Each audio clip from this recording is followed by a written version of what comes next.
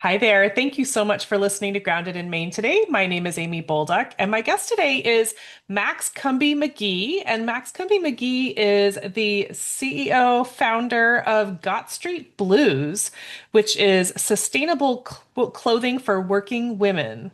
Max, can you go into some detail about that for us? And thank you so much Yes. for being here. Oh, thank you for having me. I am just ecstatic to do this. Love getting the name out, the brand out, and letting people know who I am and how this all came about.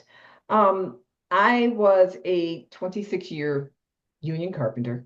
I was in the trade show division, and I also modeled, and I still model. So I've been doing that since I was 19 years old. I am now 65. So Whoop, it's whoop. been a very, very long time that I have been in that game. I did take a slight break during my carpentry years. I couldn't do both. I tried for the first 5 years. I actually kind of did it, but it got to be too much. Mhm. And so, as working as a carpenter, the first thing I noticed was, what am I going to wear? So my first day on the job, I had on a pair of cute, kind of dressy blue jean overalls, bib overalls. I had on a little white t-shirt. I had a red bandana tied around my hair. It was up with curls, actually, and a very tiny pink toolbox. I Oh, I thought love that. I thought it was cute. It's like, oh, this girly thing. Yeah. And then I got there and realized, oh, not not the outfit to wear, not the toolbox you should have. And these guys are dragging in big toolbox full of everything. I was like, okay, all right. So I ended up becoming a carpenter from a gentleman by the name of Larry Cooper, who was the consultant for Anheuser-Busch. And how we met is I was actually modeling on the booth as during a trade show, passing out samples of beer because it was, I believe it was either the Food Marketing Institute show or the restaurant show. I think it was one of them because they both came at the same time, same month in April. And this was April of 1995. I was 34 years old. So, no, just turned 35. And Larry and I became fast friends. We were chatting. It was just before the show opened up, and we got to chatting, and I'm looking around, and the next thing I know, we were talking about the booth for some reason, and I started telling him how it was put together. And he's looking at me like, how do you know that? I know that because I'm looking at it, and I'm telling you, I can see how it's put together. I was very good at anything that was abstract, anything that, with construction, I could just kind of break it apart. My mind's eye could see all this stuff, which was kind of cool. And so I'm telling him that, and he's like, "Oh, okay." So next thing I know, we had so much fun together that I started traveling with the booth. So I was literally going around the country being the trade show queen for Anheuser-Busch and had some of my girlfriends doing it with us. It was a blast. We loved it. That whole first year was amazing. And then all of a sudden, I had a medical emergency, female medical emergency. And as people know, modeling gives you no money. I'm sorry, not money, insurance. Hmm. You have to figure that all out. Okay. Okay. So it was like, need this surgery because I had to have surgery. And it was like, how am I going to do this? I literally had to take out a loan to have surgery. And back then it was $11,000. And it was like, this is ridiculous that I have to take a loan to have this surgery because I had a cyst on my ovary that had to be removed. And so as I'm in recovery, I'm at home. My mom came up to take care of me. I had a tiny, small one-bedroom apartment, and I put my desk in the living room. It was nice size. And my mother was sitting at the desk where my phone and all that stuff was, and the phone rings. I'm laying on the couch. We're watching TV, and she answers the phone, and all I hear is, "Uh-huh, yep, okay, she can do that. Yeah, yeah, that's not a problem. She can do that. Okay." And this is going on, and I'm looking at her like, What are you signing me up for? great. And I'm like, what is this woman doing? And so she hangs up the phone, and I'm looking at her like, who was that? Oh, that was Larry. Oh, I okay. said, Larry Cooper? And she said, yes. She said, you're going to be a carpenter. I turned into that 12-year-old girl. Okay, mom. That's all I can tell you. Okay, mom. It's like, be a carpenter. All That's right. So awesome. once the 6 weeks was over, she went back home. My phone's ringing. Larry's like, you ready to go to work? Yeah, this is what you got to do. So there was a gentleman by the name of Scott Martinez that owned display services. He comes and says, meet me over here. And it was Local 10 Carpenters Union. You can also buy your card if you have a sponsor that's going to train you and do all these things. They didn't have a problem with that, long as you were taught, right? So, okay. So I went, I signed up, gave him my initiation money and yada, yada. Found out when all the meetings were and all this stuff. And so I started working. And that's when I went in with my little outfit on, thinking, okay, this should be easy. It's April. It was chilly in Chicago. It's always chilly in Chicago in April, but it was freezing inside this hall.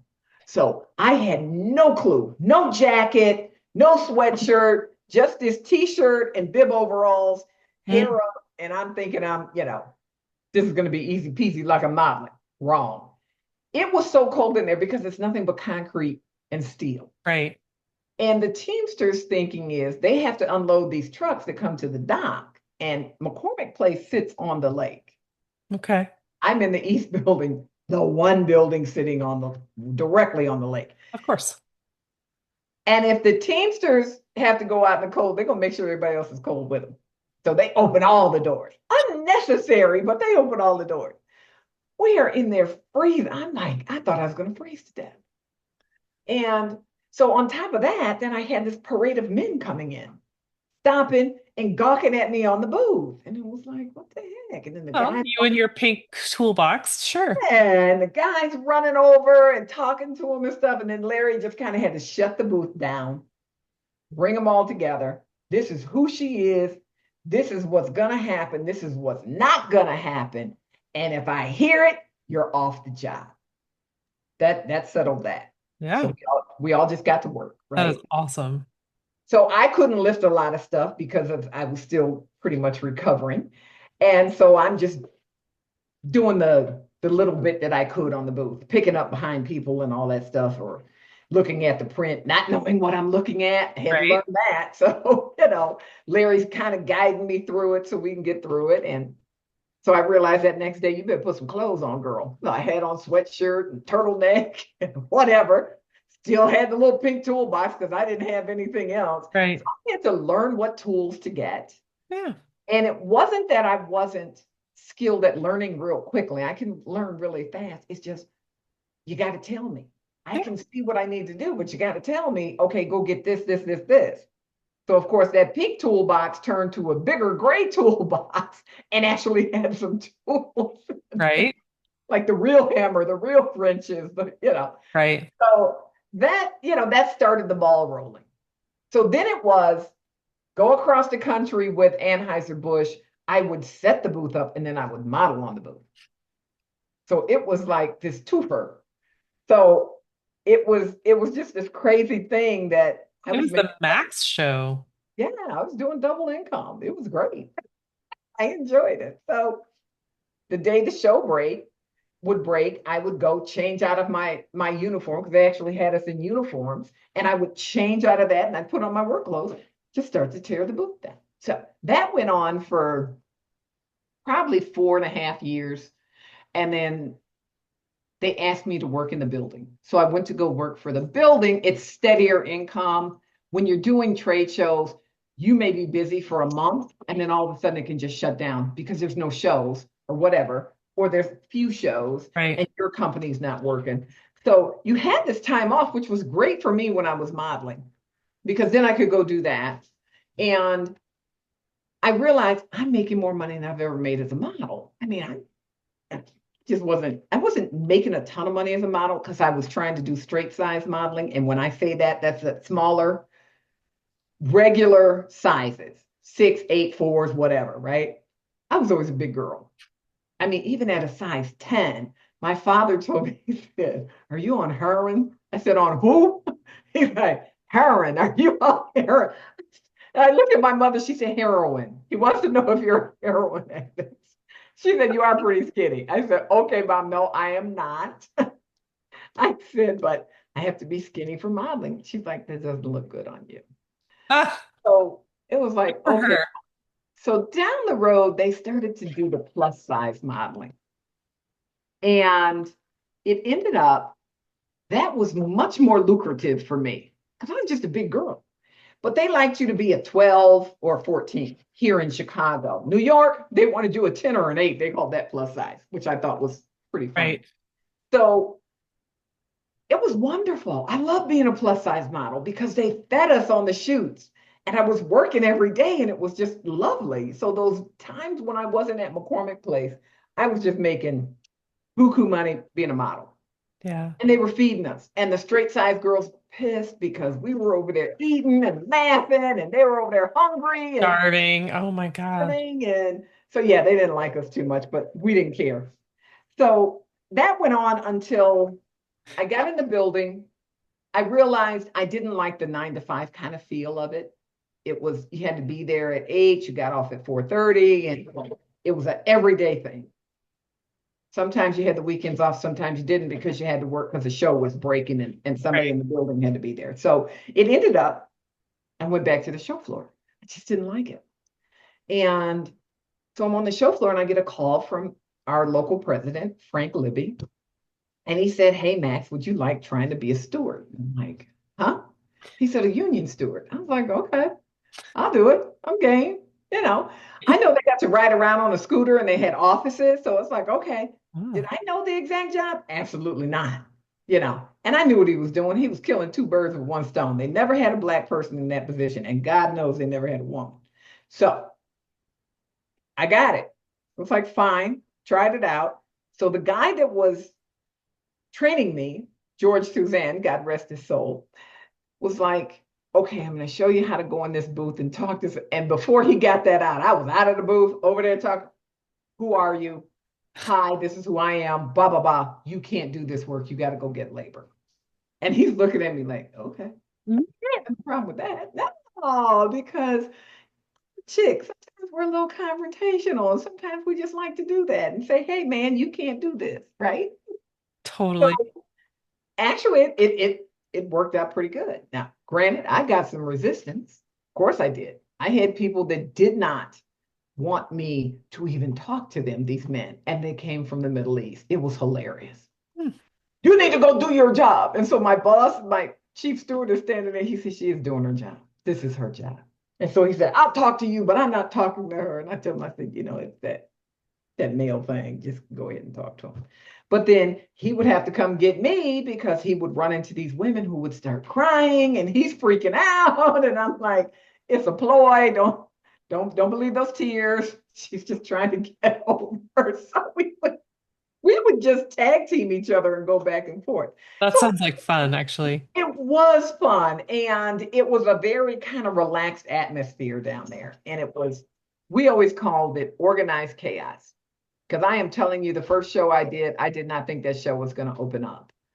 You got 3 days to get this thing done or 4 days. And it's like, this show's not going to open. There's stuff all over the floor. People's booths aren't done. They're still working. You hear the hammers, the saws, whatever. And they're like, it's going to open. It'll open. In Chicago, from the inception of trade shows, they never missed an opening. Not one.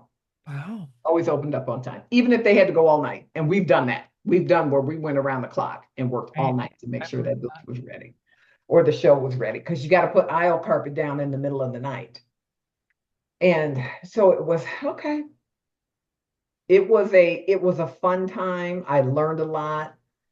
I went back in and out of the building during like Christmas breaks and things like that. They needed to do maintenance. And I was fortunate enough that I got to go in and learn how to make cabinets. I, learned a lot of different things, different skills, learned how to work on all these machines, a drill press using a D handle router and table saw. And it was great. I loved it. I enjoyed it. It was just something different every day. So it was fun. But during that whole time, I never had anything to wear. I tried wearing men's clothes, Right? just Oh, men's did clothes. not fit. because I was shapely. And so it was, I had the boobs, I had a small waist, I had the hips and the backside, and it was like, I don't have any pants. So I tried these Carhartt bibs because it was cold in there with the jacket. Mhm. And they were so long in the crotch because I had to get them big enough to fit my hips. Then they were too big in the waist area. Then they kind of, I had them pulled all the way doubled on my shoulders and they still didn't fit. And they were super long, super long. Even if I rolled them up, I was still stepping on these rolls, right? Yeah. They were just wide leg and whatever. And I tell this story all the time. I was on a 16-foot ladder and I'm working. I took Fall the on your jacket face off. and break your neck because you're tripping over your pants. That's it. I was coming down the ladder and stepped on the pant. And I started to go backwards. I grab at the ladder. I'm grabbing it. Then my feet are slipping. I'm coming down like a cat. I'm sure I look like a cat just falling and I'm grabbing and whatever. Cause I'm like this, I'm not flipping over and this ladder ain't flipping over. But of course, broke up all my nails, just sprung my fingers, whatever. But I was holding on for dear life. And it was like, this is ridiculous. Where are the women's clothes? So that's how the thought of making women's clothes came to be. I just didn't have anything. I'm working on a table saw one time, and the superintendent walked by and he stopped. Well, the last thing I needed was him to be in front of me while I'm on this table saw. I'm already nervous. Right? Like, watch the blade. Don't look up at him. Make sure the wood is still against the guard. And I'm going through, and I had on gloves, and I had my shirt sleeve had rolled down. And he just stood there. I got through the cut, and he says to me, turn the table saw off. So I turned it off. He said, I don't ever, ever want to see you with gloves on or that shirt hanging like that. He said, if that blade grabs either one, he said, you don't have a hand or an arm anymore. Right. He said, do you understand? And I said, yes. And then I realized I What would had, you like me to wear then? right, but that wasn't his concern. He Right. didn't know I was having these issues, right? So when I wore a woman's top, they were cut so funky. The arms were always too short. The chest area would be tight and it would open up so you could see my bra. And then it was kind of boxy in the waist and it was just like this ridiculous fit. So I'd wear the men's and then it was just baggy all over. It was just huge, right?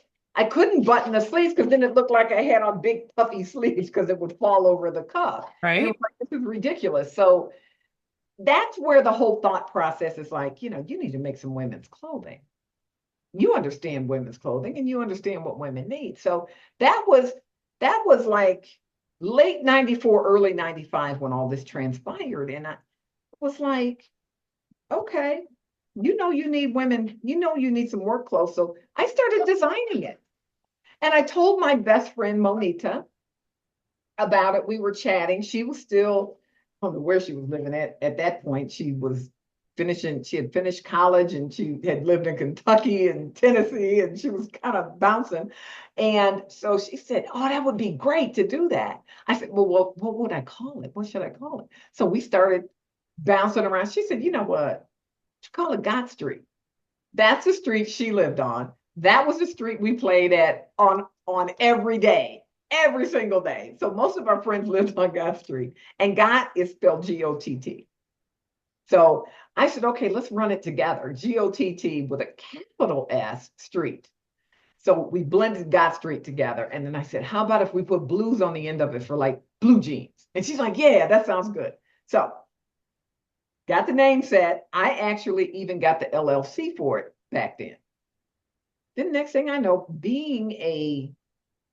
this whole Stewart thing started to transpire and this bouncing from this job. It just got put on the back burner. Yeah. I was working ungodly hours to the point I couldn't even date.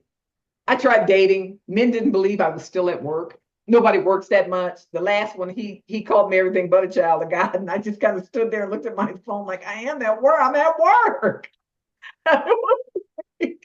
Nobody works that much. Okay, yeah, we do. So it I ended up marrying an electrician down there. So that's how I got my husband. Oh, you met him at work? I did. I met my husband Ah, at work. we used to work together on the auto show all the time and on the Ford booth. And we became friends. We were friends for like 6 years before we even thought about dating. Yeah. And so it's just my hours increased. I didn't have time. And then my parents were elderly. So I started taking care of them, ended up taking care of a sister who had some mental challenges. And so before I knew it, 15 years passed. And it's like, holy smoke. Um, Mom passed in 99, dad in 2000, and my sister passed, unfortunately, in 2011. And then I found out I was really sick and didn't know it. So I had kidney cancer and had to get that taken care of. So it became okay, all this stuff, life just got in the way. So Gott Street is just sitting there.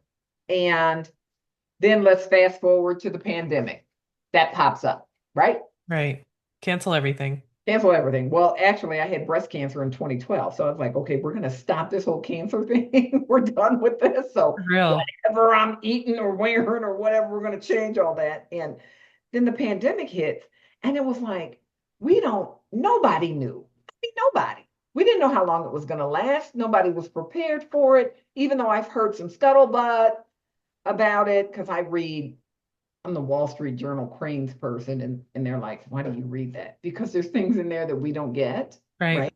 So I had asked my boss what's going to happen with the houseware show because we have a whole area that's an Asian pavilion. I said, what are we going to do? I said, this is coming out of Asia. And I remember my coworker looking at me. He said, you worried about that virus? I said, yeah. I said, you should be too. I said, it doesn't sound good. I Right. said, you need to pay attention. And he kind of started laughing. So we had just finished the auto show. Housewares was coming in, which is where we had the huge Asian contingency. Mm. And before that show hit, before we got done with the auto show, I got the call, we're shutting everything down. Okay, that's all I need to know. Shutting everything down. So everybody was sent home in February. I had a birthday party early part of March. 2 weeks later, the whole country was shut down. Yeah. So it was just, what do you do? Right. Right? So I'm scrambling, talking to creditors and this and that. And hey, I don't have a job anymore. This is what I owe you. I don't know how I'm going to pay you. And they weren't even prepared for it, right? So we go through all this. And I'm saying to myself, after the first to 2 months, I said, this is not sustainable. My husband had already retired in 2013 because he's older than me. And so I'm like, this isn't sustainable. So I took a look and I said, oh, you're eligible for retirement. I was 60, had just turned 60, and I was eligible for early retirement with full benefits. So I said, let me just retire. It just makes my life easier, right? So I fill out the papers and stuff, and then I had them sitting on the table. And I remember one day saying, when are you going to turn these in? And I looked and they weren't there. And my husband comes home and says, oh, I mailed them for you. And I'm like, I'm looking at him and I said, okay, so now I'm I guess pretty I'm retiring. tired. I said, what am I going to do? I said, I'm not ready to sit down and do nothing. He said, you're going to start that business you've been talking about for the last 20 years. Oh yeah, that. And I was like, oh, okay. So I had to redo the LLC, and I did that year in August 10th of 2020. But then what was I going to do? Because you couldn't do anything. You couldn't go anywhere. You couldn't talk to people. And I didn't have a clue where I was going to start, right? So it was funny during that time, I was trading stocks just to have something to do. I'd always been interested in it. And I met this young lady named Shima Strickland. And she's like, hey, it looks like you really like what you're doing and stuff. And if you need any help, let me know. And I'm, 60-year-old skeptic. What she want? What does this woman want? Who is she? And why is she offering her help? And so she was like every day, hey, Max, how are you? Blah, blah, blah. What's going on? How's your trades going? You need anything? And I'm like, okay, maybe she's legit. And then I found out her birthday was 8 days after mine. I was like, oh, she's a Pisces. She's all right. We're all weird. So it was like, we're good. So I was talking to her and I was telling her what I did and about the LLC. And she said, "Oh, okay." She said, "So what are you going to do?" I said, "I don't know. I don't know my next step. I have no clue." It just so happens that this young lady had went to fashion school and she had a degree in fashion design. And she Awesome. said, "Oh, you're going to go get a pattern maker." I said, "I'm going to do what?" She said, "Get a pattern maker." She said, "That's what you have to do next. So you can show her what you want. Those designs you said you drew, Right. you can take them to her and then y'all can work them out and she'll make a pattern out of it." She said, "You don't have to do everything." I said, "Oh, does my control show that much?" She said, "Yeah." So it was like Can you see that in my eyes, how much that hurts? so funny. So I kept Googling Chicago pattern makers or pattern makers, and this Chicago pattern maker kept coming up. The Chicago pattern maker. I don't care how I Googled it, how I worded it, the Chicago pattern maker kept coming up. I'm like, okay, so it must be this chick. Maybe it's this one. And so I called and made an appointment, went out to see her. We had to go through the whole contract thing that got a little dicey for a second. Got through that. And then we started designing, and I was going to do a shirt and a pant at the same time. But then I realized this pant has so much going on it. It's a little bit more complicated than even I thought, right? Because after she starts saying, "Oh, you can do this, or we can make it this way," and I'm like, "Huh?" She said, "So you want to start on the shirt?" And I'm like, "Nope. I think we need to stick with the pant." So that was in 2022, summer of 2022, because really 2020 and Yeah. 2021 was They're really the wash. Yeah. just nothing, right? So people are like, "Oh, it's been 5 years and you're just getting to this point." I'm like, "Yeah, kind of stuff." Yeah, five. That's it. And I'm like, those there was 2 years there really was nothing I could do. Yeah. And so she got me stop it, Winston. She got me a manufacturer and we took the patterns over to him. We met with this guy. He was going to do the first run of samples. When I got the prototype, it looked amazing. I was really ecstatic about what I was looking at. Did the prototype, and it was the samples, and it was nothing that it didn't look like the prototype. I figured, Oh, what happened here? So the legs were a lot skinnier. The and it was my fault on the rise. It was I made it too long, and the pockets were different in the back, and things just weren't weren't what they were supposed to be. Plus, I realized I had a fire retardant fabric that I didn't want. I just wanted denim, but I had a fire retardant denim, and that's when you realize you don't know as much as you think you do. I mm, don't care how many years I was modeling, manufacturing was totally different. yeah. Even though I learned about fabrics and some of the manufacturing stuff, I didn't know that part. So ended up looking at it, we had to do a complete overhaul of the patterns, and she split them in two because we went from size 0 to 26. Then we added a 28 because we found there were a lot of bigger women. And so now we go 0 to 12 and then 14 to 28. And so these patterns had to be graded. You have to grade the patterns so they work with each size range, Oh right? my goodness, right? And so going through all that, and then I just was at a loss who to go to, what manufacturer. I knew I didn't want to go overseas, even though people were directing me there. I'm a union girl at heart. I mean, I grew up in a union household. I was union. I just didn't want to go overseas. Yeah. And it also, my control issues are still there. If something goes wrong, I need to know that I can get there and see what it is and see if I Right. can help fix it, right? So ended up, we went with a factory here.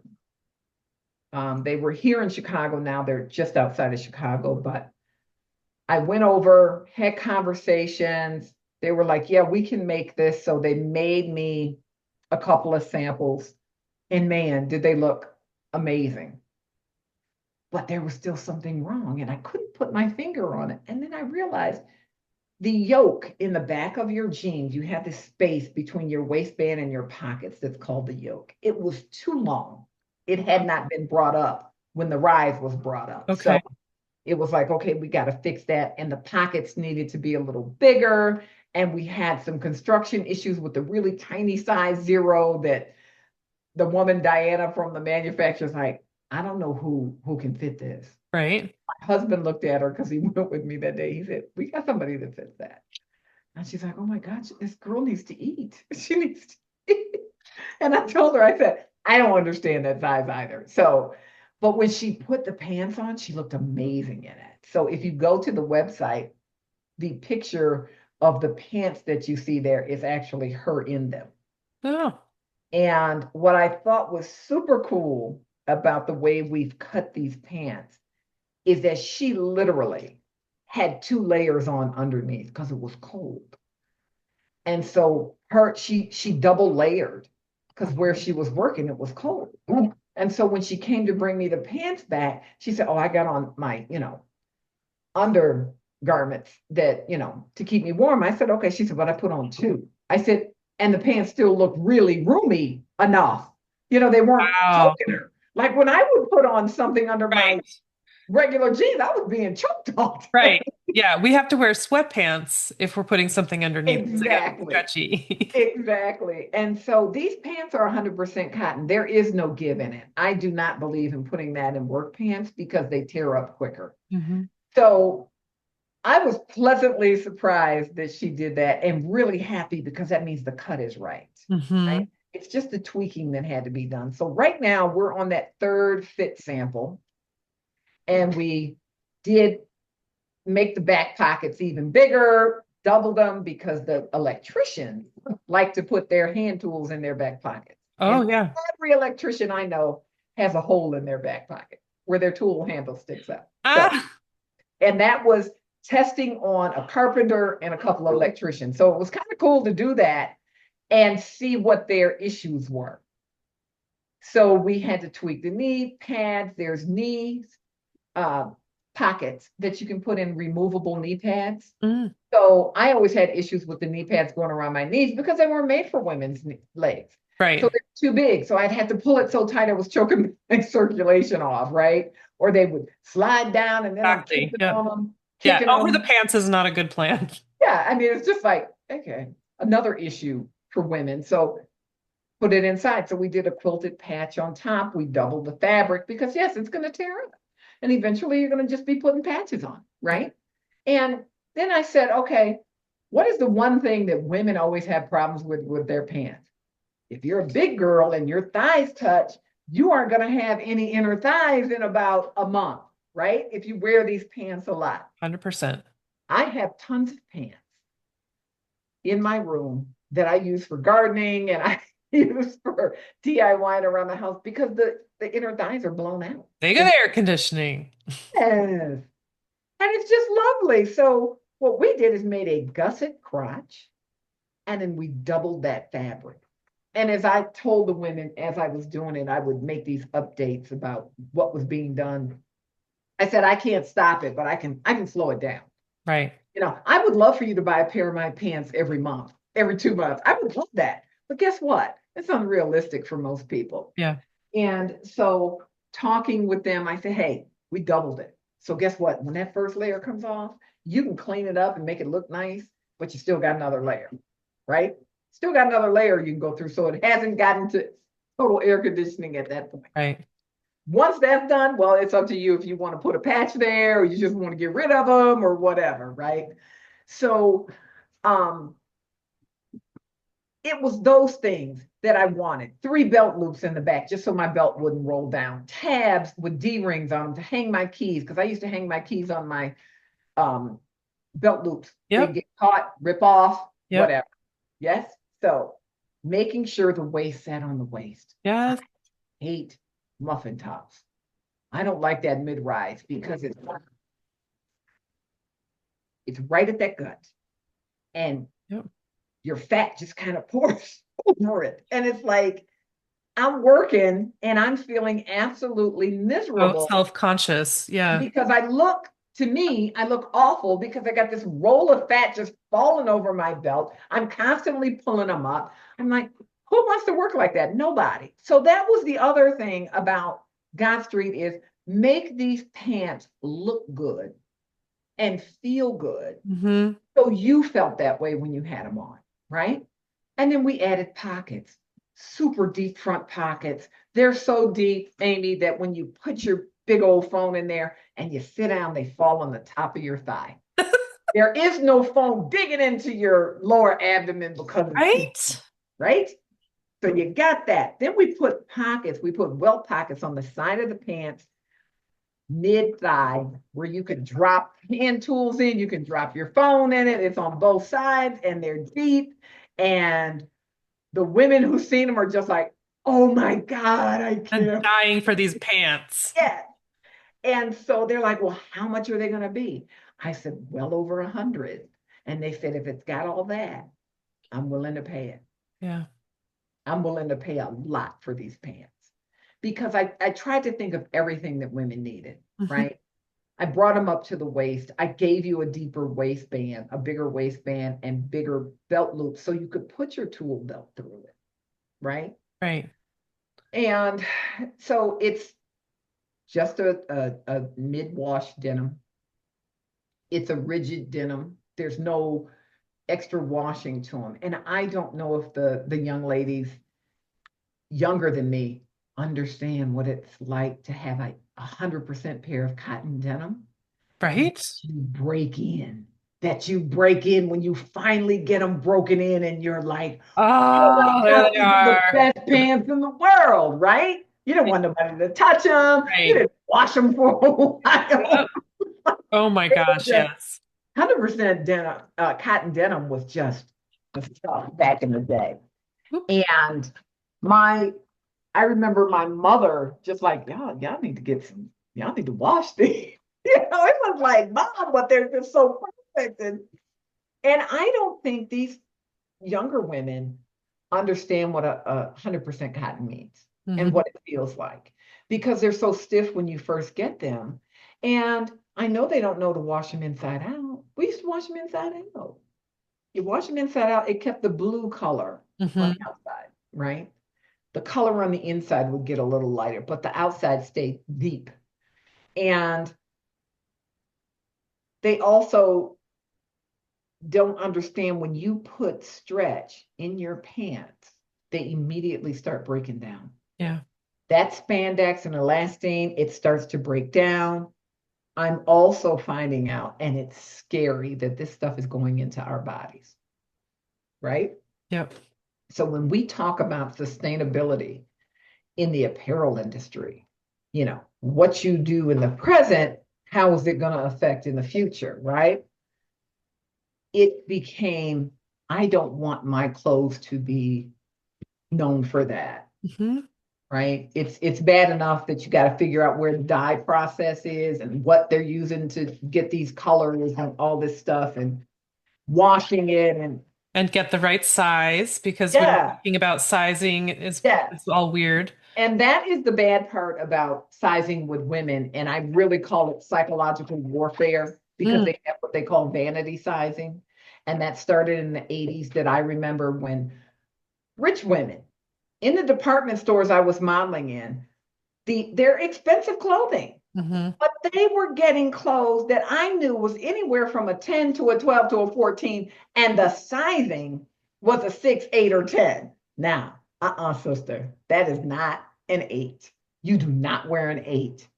They put that in there to make you feel good about yourself. So please, Amy, explain to me, how are we talking about empowering women on the job to do this, do that, be confident. But then we're telling them, well, you should wear a smaller size. Where does Yeah, any of that make any for sense, sure. right? Where does any of that make any sense to give you a pair of work pants that has a synthetic additive into it to stretch enough that you can get into smaller sizes? And everybody's size chart is different. It's just insane. So we women have like 5 or 6 different sizes in our closets because of this company cuts this way, this company cuts that. So as I explained to my pattern maker, we are Americans, we are bigger people. And I want that reflected in my clothes. So because I was a shapely person, she said, I want you to give me 5 companies that you liked wearing their clothing and we'll come up with the size chart, right? Donna Karan was for shapely chicks. Anne Klein, shapely chicks. Right. Jones, New York, Harvey Bernard. I had one other one I can't remember, but it was like I took those, gave them to her, and we started working out the size chart, how things fit. Hmm. So because it's not stretch, you're going to wear a bigger size in my clothing. And I cannot tell you the resistance I had from my ex coworkers. Well, no, I wear a 12. Okay. Not today. Not today. So we did all the measuring and they were like, oh my God, I can't believe my hips are that size. Yeah, they are. And a lot of the girls, it was funny, they were much straighter up and down because there was never any waist training. I remember at 13 being thrown into a girdle and corset by my mother. We had to wear those every day. Wow. She said we were training our waist, and we did. All of us had small waists and hips. It was like, okay. But these girls now, because of the way they dress, they're a little bit more of a fire plug kind of feeling. And they don't know what it is to have that hourglass, right? They're more of a rectangle or triangle, whatever you want to call them. And it's like um the sizing just freaked them out. So I told them, just don't panic about the size, Hmm. right? Do not panic about the size. But what we did do, because everybody's like, could you at least make the waist with some elastic in it? No. Again, no. I don't want to put stuff that's going to break down Yep. because it's going to become a problem. Yeah. And so I am so sorry, my dog is playing with his bear. Um, so we actually, on this last revision, made the waistband a half an inch Wide. bigger, just a half an inch bigger in circumference to make them feel a little bit more comfortable. I mean, even the size 0 is like, could you make that just a little bit bigger? So if somebody's going to buy a pair of your pants, Mhm. they I mean, you said if somebody said, "No, I'm a size 12," and you're like, "Well, not with my pants, you're not."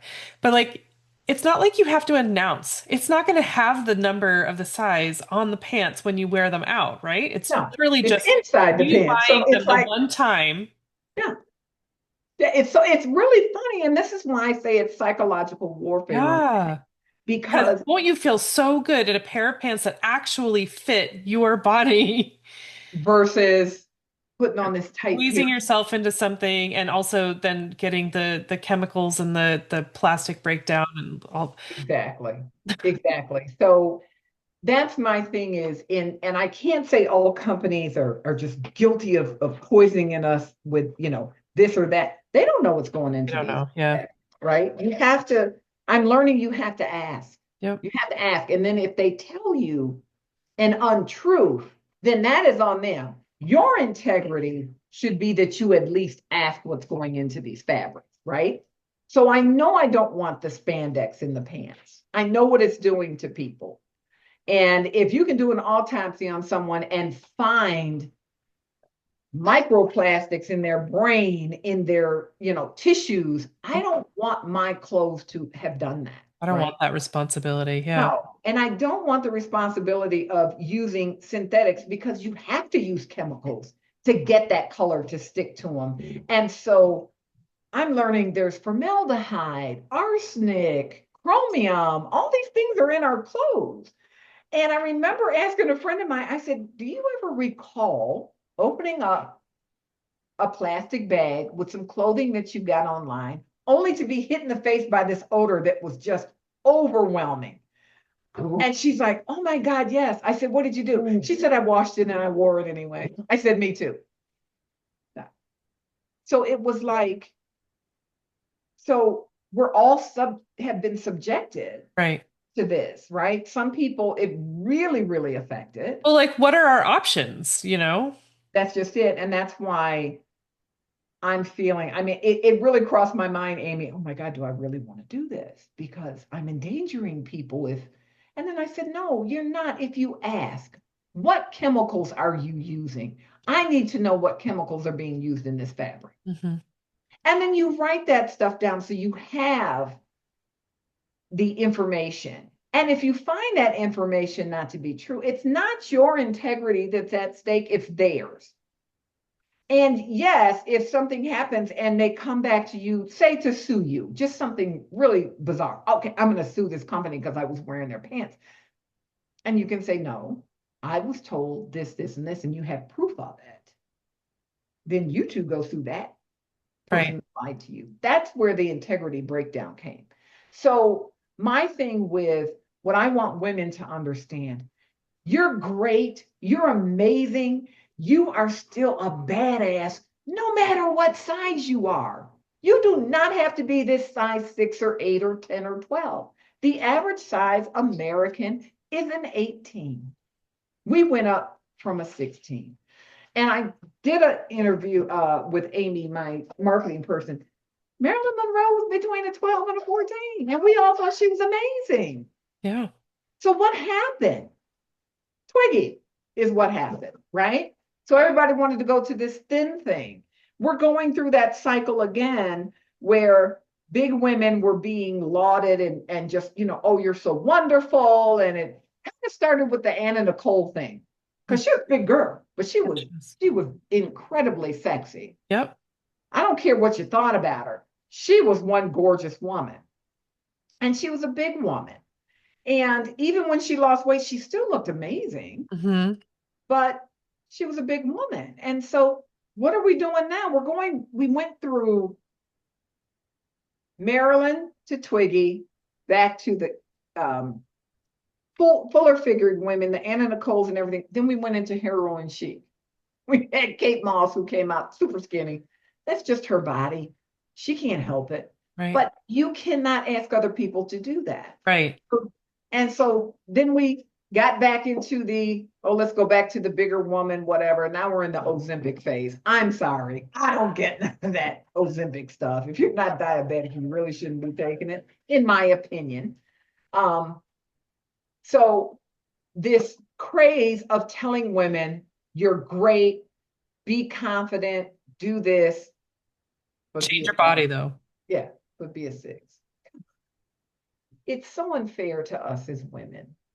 And it becomes even more unfair when we're the ones who are trying to figure out how to take care of everybody. Mm-hmm. Right? So I think having that integrity in the manufacturing to make your clothes sustainable. I remember being at an event with the apparel center here in Chicago, and guy said, "There's no effing thing as sustainability in textile," and I'm like, "Okay, brother, if you say so." Well, that's how he felt, right? Right. Because if you want this, you got to do this. Well, guess what? Sometimes what you want isn't what you need. So as I'm listening to Die For, What you want isn't what's best. Yeah. exactly. Same thing. I'm listening to To Die For, DYE by Arlen Wicker. Oh my God. I was like, I don't know if I'm going to be in this business. This is crazy. Arsenic in your green dye, to have a green pair of gloves, a dress, a hat. The milliners were killing men and women back in the day with their arsenic hats. And I'm like, it's like, okay. But there's a lot of things that have changed.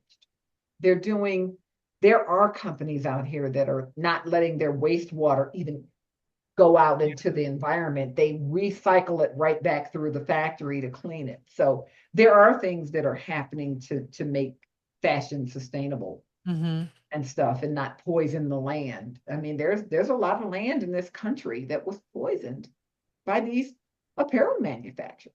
Yeah, absolutely.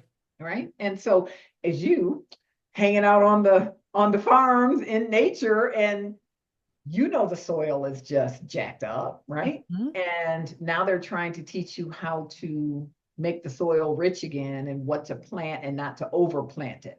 Right. Now I understand why my mother used to tell me, oh, we planted this acre this year, this acre rested, right? Yep. They would switch. Yep. So it wasn't overplanted. Now they just plant all the time, right? Yep. We're not supposed to eat berries, certain berries in the winter. They grow in the summer. My mother taught me that, Yep. right? So I'm like, okay. So what's kind of cool about these pants is I'm an avid gardener. And it hit me, I can wear these out in the garden. I have all these hand tools that are all over the garden. They're everywhere. I don't know where my little hand shovel is, Yeah, my feeder, for this and that. sure. Guess what? They can go in these pant pockets now. So my thing is my main customer are women in non-traditional jobs. I say construction, but non-traditional jobs. We're talking about the tradeswomen. We are talking about janitresses. We are talking about warehouse employees. Farmers. Yes, because the gardeners are my third focus because the DIYers come in second, Yep. right?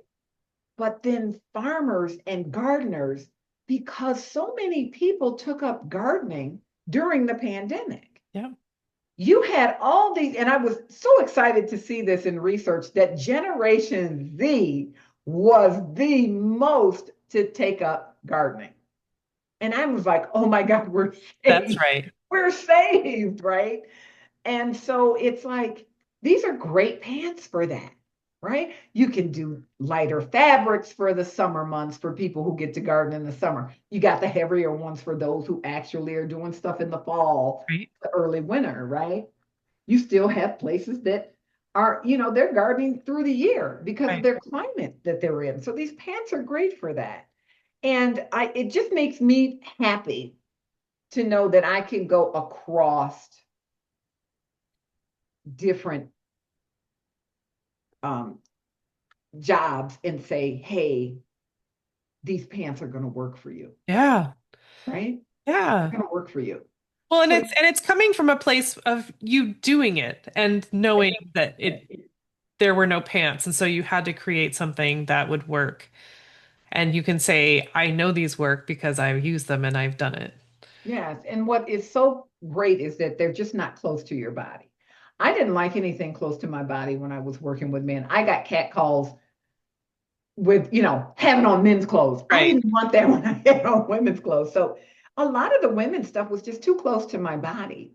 And like I said, when I went to go put on the cuddle duds or whatever to stay warm, your long underwear, I was choking to death in these pants. I had to go buy some pants that were two sizes bigger just so I could get the stuff on underneath. And then again, you just look like crap. Yeah. So when I got a chance to see these pants on, it was like, man, they just look nice. So when I took it to one young lady, Kathleen, who's an electrician, she said, well, I got on men's pants right now. She said, I don't like the way they make women's pants make my abdomen look. I said, well, what do you mean by that? She said, it's the way they're cut. She Mm. said, and it gives me extra pooch. She said, I already got pooch. I don't need extra. And I was like, okay. She said, and then the waist is funky. And she said, it just doesn't go up high enough. Yep. So the men's pants, she would get them and they would come up higher on her because Oh, they were cut for a guy. So they were a little bit bigger for her, okay. which gave them that extra length of her waist. And I said, okay, I got it. And she said, and I wear these because they're like $25. Okay, I got you. I said, well, do you mind putting these on? She put them on and she was really shocked. And she's looking at herself and she said, can I tell you what I really like about these? She said, I have no pooch. She said, the pockets are really deep. She said, and they're not choking my thighs. Yeah. She said, they're not. And she had on a pair of long underwear because it was really cold out that day. I went to go see her and she said, they're not grabbing. Because we all know when you put on long underwear, your pants start to pull and Oh, create heck yeah. flares, right? And she said, man, these are really nice. So I told her, I said, well, I can't pay you, but I can give you a pair of pants. And she's like, I'm in. So she tested them and she told me what was great, what she would like changed. So some things we could do, some things we couldn't because it would change. Winston, it would change everything. And so it was nice being able to have somebody in the trades try the pants out on the job, and then she Yeah. washed them to see what they would do. So we found some things where the manufacturer missed, but she said, what I like about them is they're still, she said, they went back after a couple of days of wearing them. You know how they start to stretch out? Yep. They went Wash back, them and then they they're weren't like new so again. tight that I couldn't wear them. She said, so I like that. And that's that thing about that 100%, Yep. right? She said, I did what you said. I turned them inside out and threw them in the washer and then threw them in the dryer. And she said, they actually are kind of soft. I said, they get softer as you wash them. Right. I said, that's what the whole washed denim thing is. I said, all they do is take that material and run it through a wash 2 or 3 times. Right. And it gives you this coloring. It discolors the dye. I said, and it softens the fabric. Yep. I said, why pay extra for that when you can just have your custom? Yeah. I mean, I have a past podcast guest. She was not too long ago. Victoria Schultz said that she had done some studies on, and we talked about jeans, which made me feel really bad because well, I used to live in jeans. Now I can't fit into pants, um, but so she was Bet you saying, can fit into mine. I bet I could. But she said that, in the like 90s when it became so cool to have like the shredded jeans and stuff like Yeah. that. She was like, that is chemicals. Like they put chemicals on it to eat up the fabric. And it's Yep. also the fact that it's like petroleum based um, fabric, and and to get the different color dyes and the acid wash and all that stuff. She's like, it's so bad for the fabric, it's so bad for the body, it's so bad for the water and the environment. Oh my You goodness. ever recall wearing jeans? I was talking with my girlfriend and my husband. The dye came off car seats on your skin. I do not remember that. Oh No. my God, it was in the 70s. You didn't want to touch anybody. You didn't want to sit on somebody's couch because the dye came off. If you were sweating. Yes, and then your legs would turn blue. Oh my It was gosh. like, oh my God, what is this? And it had a funky smell to it. So we were constantly washing these jeans. And the other crazy part is we made distressed jeans ourselves. Yeah. We would cut them up with razor blades Razors. and Yep. scissors, throw them in, and throw some bleach in the water. Because we had the top old Yep. spinning washing machine. And it was like, they were fine. They would come out. You'd have the cut knees with the raggedy threads of the denim hanging So in. cool. We thought we were just that in everything, right? We would, as they said, the cat's meow back then. We were just awesome people. So we made those, and now they're paying $150 for jeans like that. And I'm like, why? When you can do it yourself, Right. right? You can do it yourself. You don't Yeah. have to do all that stuff. Right. So it was interesting learning about rigid fabrics versus an antique fabric or a washed, you know. Hmm. I said, oh my God. She said, the woman told me everything comes rigid. She said, but if you want this, it has to go to a wash house. That's an added cost. That to me is crazy. Right. These are work pants. I ain't trying to have you go out dancing. Now, don't get me wrong, because a few people who have put these pants on, they said, if I put on a pair of high heels and a cute top, these are for the club. Take Right. the knee pads out, they're for the club, right? Right. And it's like, Well, and oh, they fit, if they fit right, you feel better and you feel comfortable and you can go out and not feel like everyone's staring at your belly. yes. And that was super important. And one of my taglines is the focus is the fit.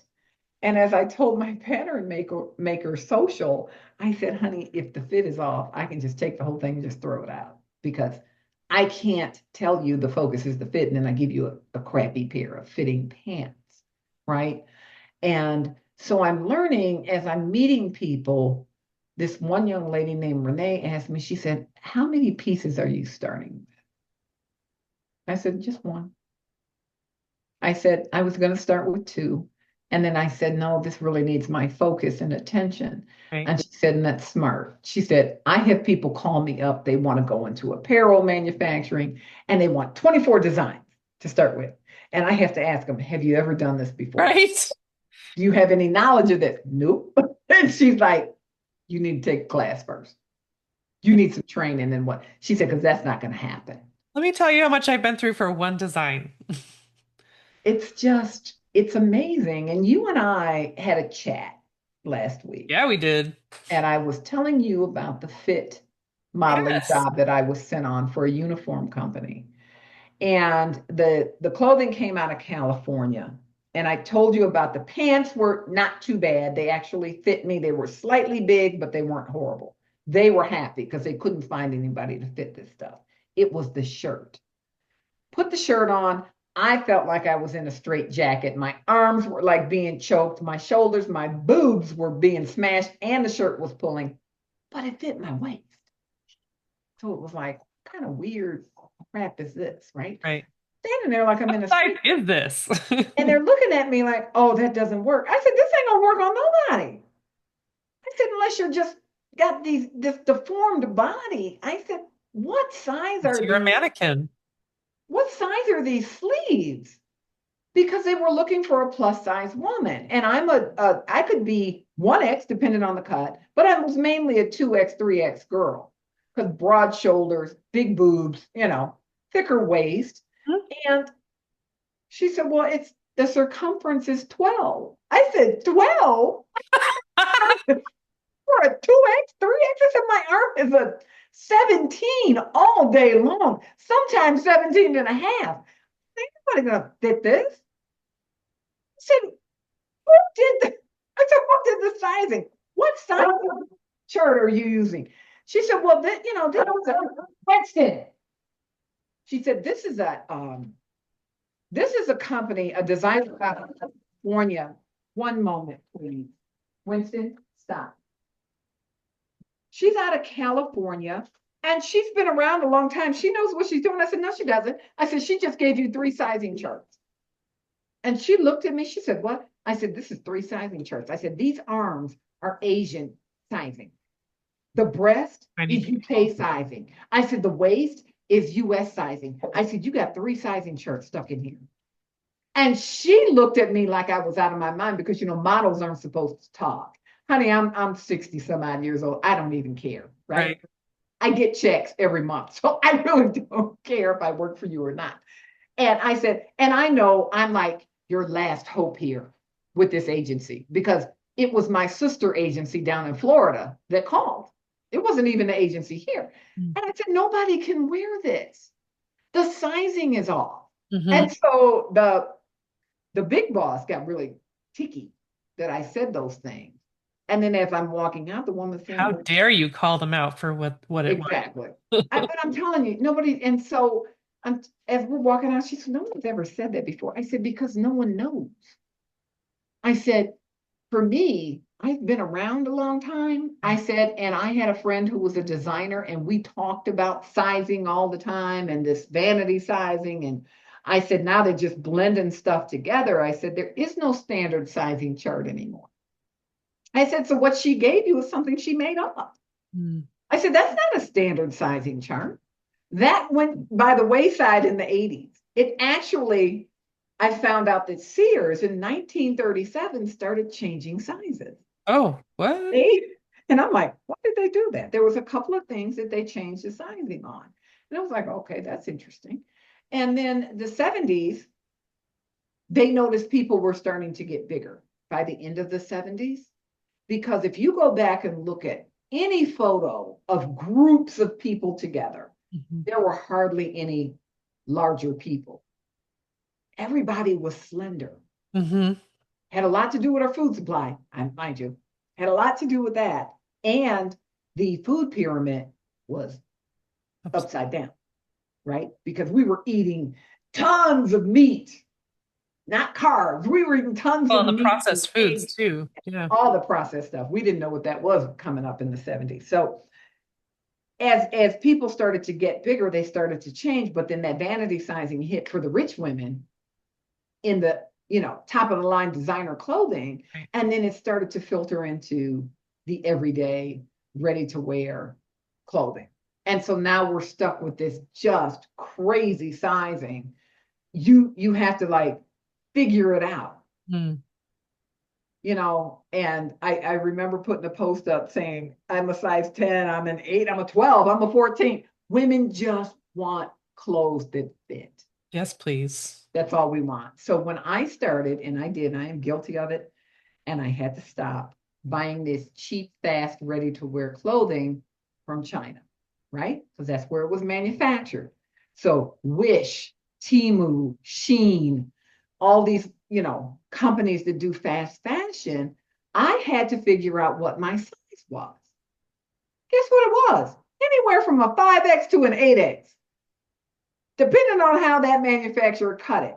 Right. I tried to get an extra large because that's what I was at the time. I'm sorry, I couldn't get my arm in it. It Yeah. just, So whatever size you mail order is yes, not going to fit when you get it. But then it's too hard to send it back, so it's just yes. waste.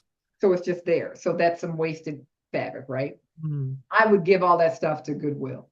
Hmm. I'd wash it and then I'd give it to them. And so I realized, and I remember my sister-in-law, oh, well, I'm an extra large all day long. I said, honey, not in this stuff. I bought her a 4X. She was so pissed when she found out it was a 4X. I said, and it looked nice on her. I said, can I ask you why you're upset? I'm not a 4X. Now, she was a model as well. And she was a very, very famous model over in Europe. And she was a size 2 all her adult life until she got older. And then everything kind of, got bigger. I Yes. said, why are you upset? She still looks amazing, barely has any wrinkles on her face, gorgeous gray hair, she's just bigger. And she looked at me, she said, It's not my because I just am. She had to think about it, right. because I just am. So tell me that's not psychological warfare on us women Yes. about what we wear. You can't empower me if you're telling me I got to be a smaller size. I don't want you to tell me that I'm empowered, because your empowerment comes with limitations, right? Right. My empowerment says, I don't give a shit what size you are. Excuse my language, but I don't care. I don't care if you're an 18. I don't care if you're a 20. Carry yourself like you love yourself at that size, Mm. right? I just want women to say, I look good and I feel good. And when our And I clothes could do the fit, job that's it. because And I when have what I clothes need. fit properly, Yep. Amy, when you walk onto a job site and your clothes are fitting you perfectly, Confidence. you just exude confidence, Yep. right? And you do your job better. You have a better attitude. It's when we have to go on these job sites or wherever it is, and our clothes are just not fitting well. We don't feel good about ourselves. And then we're just not nice people sometimes, Hmm. right? And it's very unfortunate being a woman that we have to go through this nonsense of saying, do we have value if we're a larger woman? We all have value. Hmm. And I tell people I'm learning as a boomer that you don't know where your help is going to come from. My friend Shima is a millennial. I always looked at millennial like, you ain't got your stuff together. Everybody's a winner with you guys. Everybody gets a trophy. And I don't need to talk to a millennial to tell me anything. This millennial is the one that sent me in the right direction. Mm. And I thank her all the time. And she's like, you don't have to thank me. I said, yes, I do, because I know how we boomers have looked at millennials, Hmm. right? I know how we've looked at you and I know the things we've said about you, but you've helped me in such a way. If you talk to a person like they're a person and you give them that respect, man, you just don't know what will come from that Right. person, Yep. right? So I have Gen X friends that I just get tickled with, because they're like, yeah, well, my mom was from the silent generation because she was older, but I have friends who are Gen Xers who had boomer parents, right? They were on the earlier end of the boomer parent. And it was like, oh, holy cow. I can actually relate to these women, right? Right. They're okay. They're not different from me. They're just learning things that I've already learned. So don't turn your nose up at them like they're just stupid or something. Oh my God, they're just so immature. They don't understand this. They got to learn those things. You Yep. had to learn them, right? Yep. You had to learn them. So I tell everybody, you don't know where that help is going to come from. You don't know where it's going to come from. So do not look down on somebody. One second, Amy, I apologize. Hold on.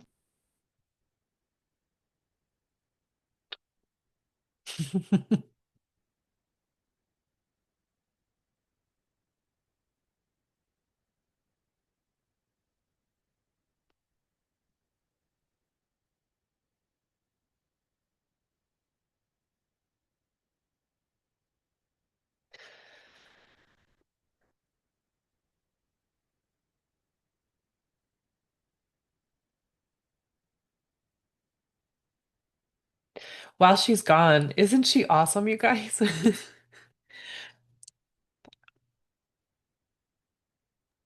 I apologize about that. But 100-pound dog, when he wants some attention, he usually gets it. So please Not, excuse me. yeah. But what I was saying is I'm learning that I'm starting to get a lot of information from younger people.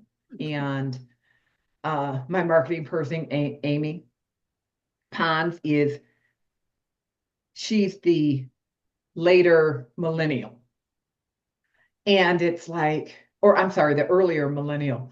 Then my best friend is a Gen Xer. I have some boomer friends. And then I have my Shima, who's the younger of the millennials. And then I got some Gen Zs that I'm starting to chat with, and they're like, oh, we can help you with that. Don't worry. And it's usually around technical Yeah. and, and things like that. So you don't know where your help's going to come from. Right. And these are the people that can actually help you be a better employer, right? Have you run a better company if you just stop and listen to them. Hmm.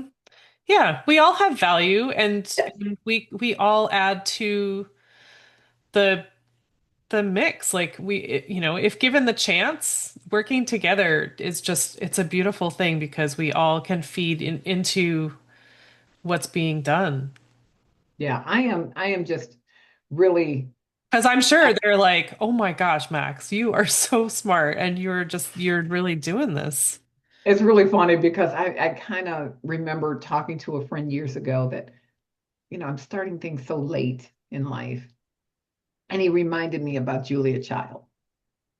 He said, remember how old she was when her cookbook came out? He said, and what did she do?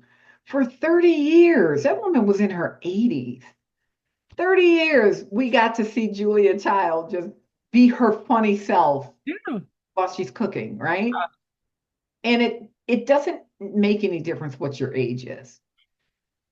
Whether you start something new or you say, hey, I can help this younger person get a little further down the line, not being, oh my God, they're just stupid, right? Giving that kind of attitude does not help you. It doesn't Yeah, help them. It doesn't help anybody. absolutely.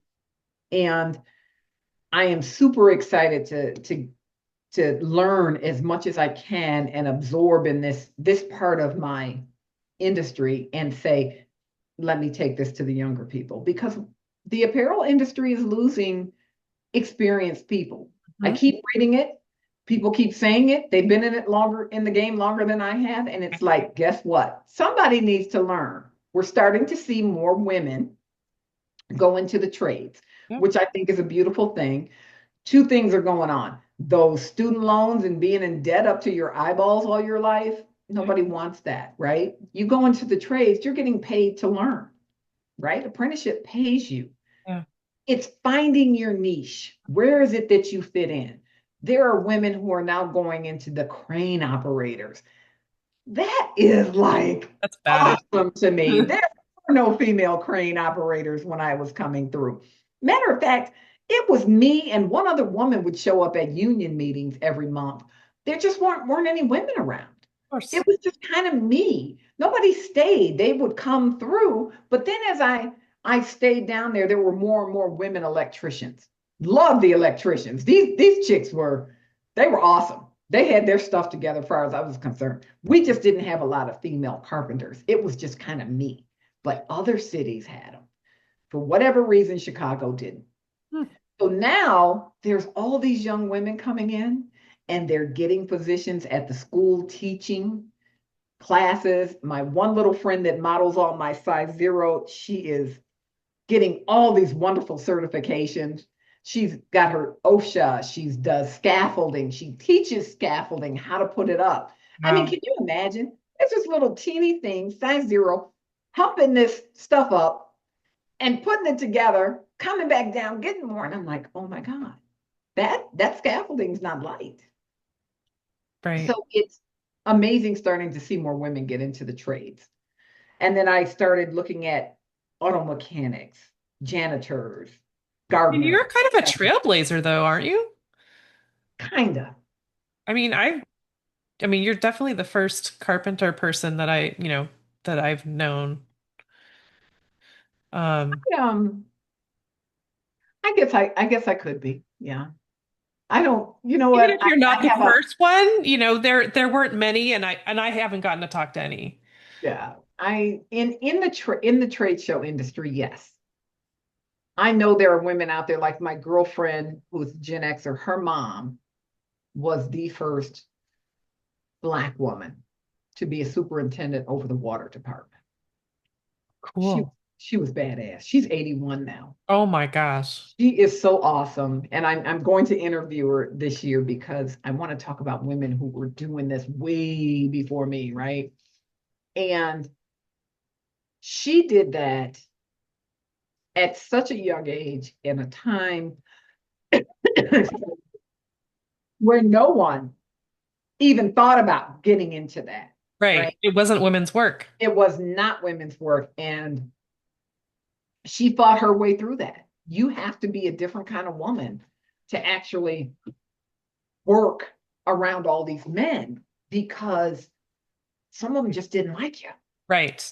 Well, and that's why when you were telling your story with Larry giving you this job and like offering you the job before, you know, really, I mean, you were in the booth with him and told him what was wrong with the booth and stuff like that, but like he hadn't actually seen you do the work, but he gave you the job and on your first day, he went in there and he shut the men down before they could um, really give you a hard time. I love that he hired you and he supported you so much through that. I just think It that's was wonderful. it was a huge help that he did that.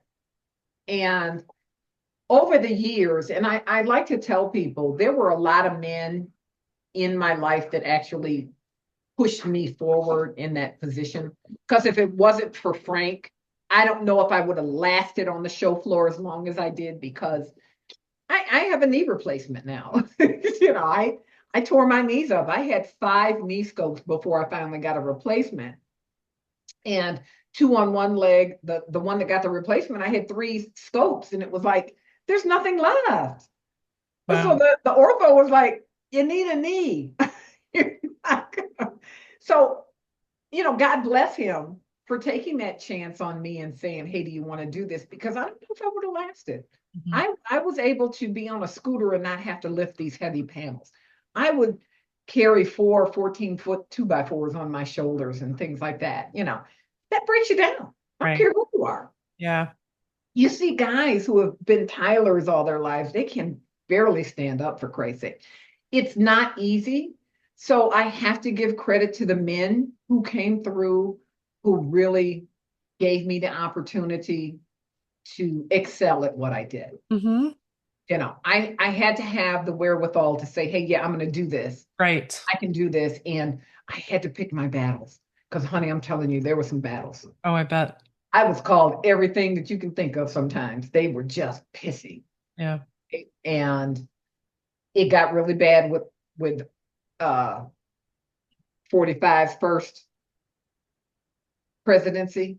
Oh my God, the atmosphere down there really changed to almost frightening, where people wanted to put their hands on you. They were so angry, just this anger built up, and it was like, okay, this is different. right? I've had men try to scare me into threats. I'll do this to you. And I used to invite them out on the dock. Come on, let's go.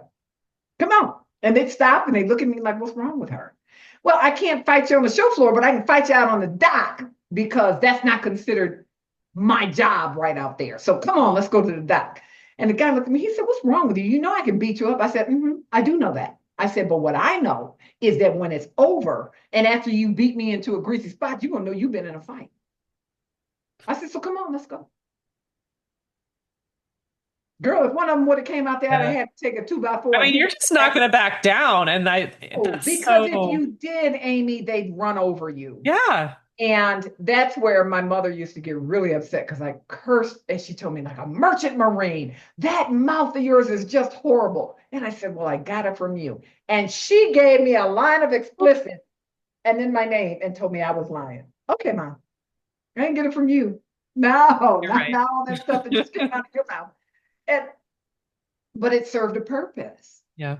It really served a purpose because if you snapped back at them, 9 times out of 10, they think I'll about it back down. Yeah. and they would not come at you. I had guys shoulder me and I turned around, cursed them at them and threw shit. I mean, I was crazy on the show floor. Got in a lot of trouble sometimes. I would get phone calls and, well, you can't do that. And I'm like, okay, they don't put their hands on me. You don't touch me. I don't come to work for that.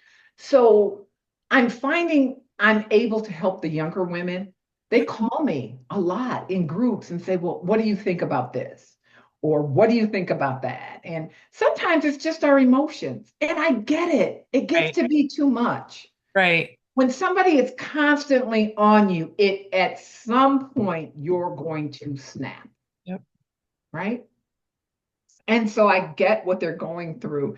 And I just tell them all the time, pick your battles. There's some you're going to win, there's some you're going to lose. And if you lose them, pull your big girl panties up and walk away because there's nothing you can do about it. Mm. It's just a battle you lost. It doesn't mean you're not good at your job. It doesn't mean that, you're not worthy of doing that job. Right. They lose battles all the time. Yeah. But we make it a bigger deal when it's a woman, right? We make it all a bigger deal that these women on the job, these women, I'm going to tell you, I have worked with a couple of awesome women that just knew their shit. They got the job done.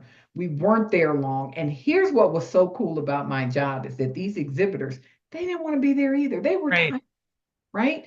They're Been a in long charge of day. getting this down, this booth down and packed up. And they would tell us, if you can get this done by a certain time, I'm gonna pay you to this time. You should have seen how fast people can work, right? Hold on. If You you know, get this done in 2 hours, we'll take you out for dinner. there you go. So it was really a great job in a lot of things. And like I said, women are coming in and we're finding that the retention is a bit of a problem. Hmm. Why is it a problem? Because they're not teaching them how to, as I like to say, how you appear to these men on the job, Yep. what you look like to these men on the job. Yep. And your clothing is so important. Yep. And I don't get upset with the women that you're wearing things that probably are not quite appropriate because you just can't find it, Hmm. right? You can't find it. So they're coming in those jeggings and they're really tight and it's like, sorry that you're wearing this stuff, but there's just not a lot out there. You've got a couple of companies, but just because they're there doesn't mean they're for everybody. I just have this feeling after talking with women that I'm going to be those big girls are going to love my clothes because they're going to fit them. Yeah. You made the statement, I can't wear jeans anymore. Yeah. Why not? Why? You just can't find your size, right? Because everything is low cut and it's miserable. Yes. Yes.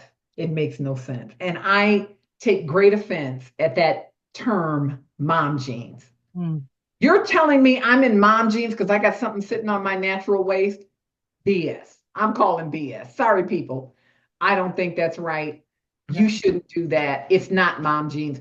That's where your waist is. And I'm finding also when I'm sizing women, they can't tell me where their waist is. Right.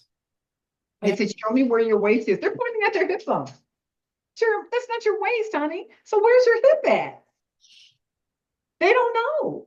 Right. And then you have the ones I remember being at a function with the union, and it was the first time I was actually presenting my pants, right? And I was going around getting names, emails, and phone numbers and their sizes.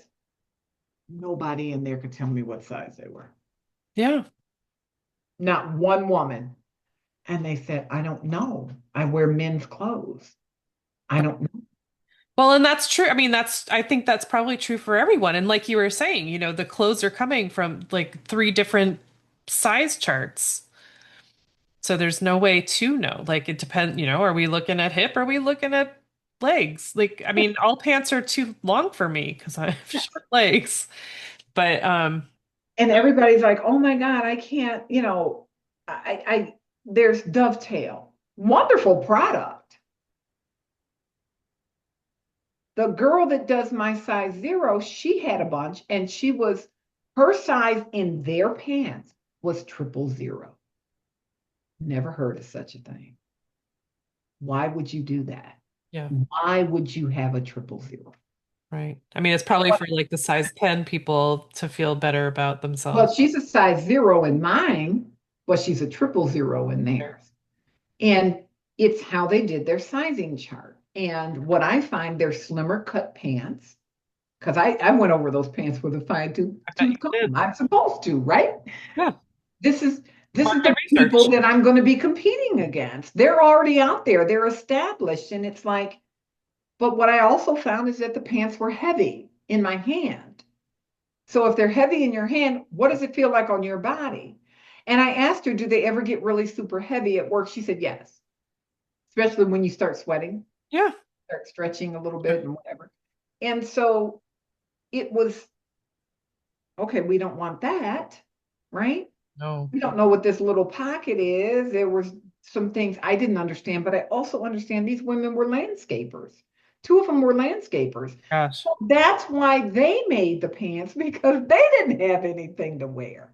So, Right. you kind of go, things are always invented because there's a need for it. Hmm. And I tell women, they're like, well, there's pants out there. Excuse me, there are hundreds of men's brands out there for work clothes.